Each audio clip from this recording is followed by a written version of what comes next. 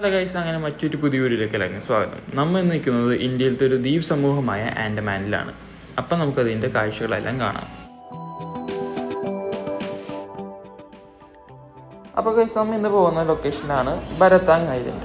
ബരത്താങ് ഐലൻഡിൽ mainly രണ്ട് പ്ലേസസാണ് famous ആയിട്ടുള്ളത്. ഒരെണ്ണം മഡ് വോൾക്കാനസും ഒരെണ്ണം ലൈംസ്റ്റോൺ കേവ്സും.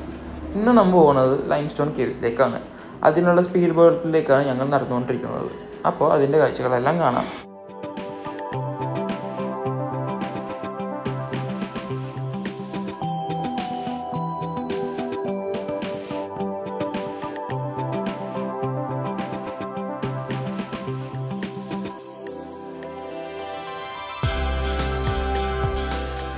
അങ്ങനെ ഞങ്ങൾ സ്പീഡ് ബോട്ട് കയറിയിരിക്കുകയാണ്. ഇവിടെ നിന്ന് ഒരു 10-15 മിനിറ്റ്സ് എടുക്കും ലൈംസ്റ്റോൺ കേവ്സിൻ്റെ ലൊക്കേഷൻ എത്താൻ.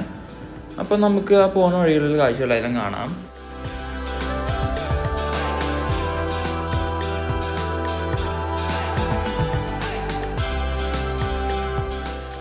അപ്പോൾ ഗൈസ്, ഞങ്ങൾ ലൈംസ്റ്റോണിൻ്റെ എൻട്രി പോയിൻ്റ് എത്തിയിരിക്കുന്നു. ഇവിടെ നിന്ന് ബോട്ടിൽ തന്നെ ഞങ്ങൾ മാംഗ്രോവ്സിൻ്റെ ഇടയിൽ കൂടി അതിൻ്റെ സ്റ്റാർട്ടിംഗ് പ്ലേസിലോട്ട് പോകും.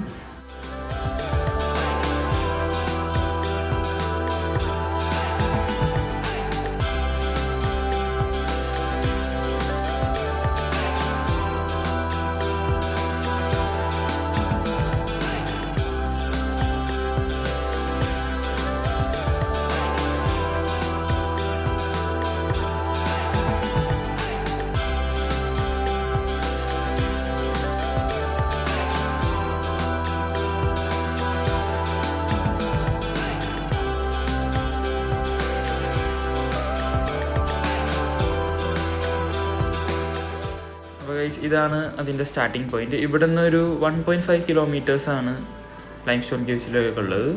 അപ്പോൾ നമുക്ക് ആ കാഴ്ചകളെല്ലാം കാണാം.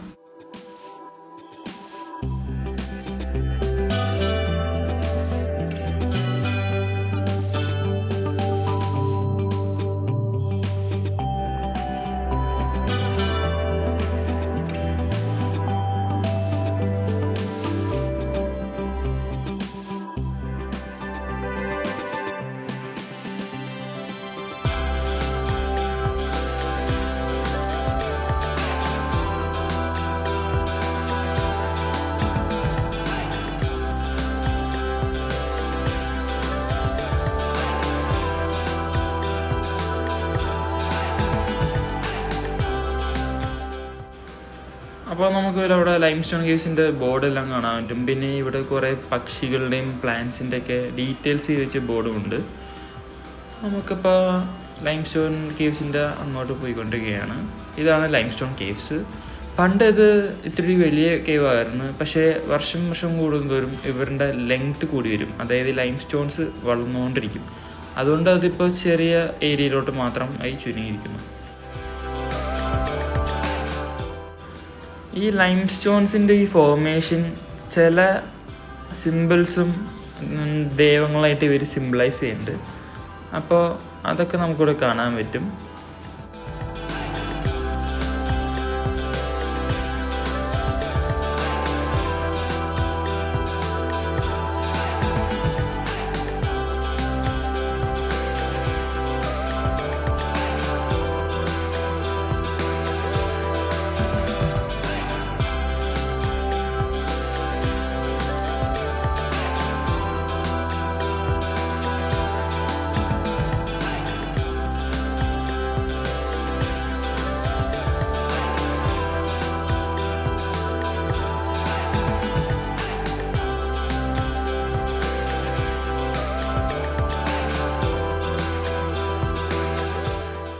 പണ്ട് ഈ ലൈംസ്റ്റോൺ കേവ്സിന് ഒരു സ്റ്റാർട്ടിംഗ് പോയിന്റും ഒരു എൻഡിങ് പോയിന്റും ഉണ്ടായിരുന്നു. അതായത് ഇവിടെ നിന്ന് കയറിയാൽ നമുക്ക് അതർ സൈഡിൽ ഇറങ്ങാറുണ്ട്. പക്ഷേ ഇപ്പോൾ അത് ക്ലോസ് ആയിരിക്കുന്നു.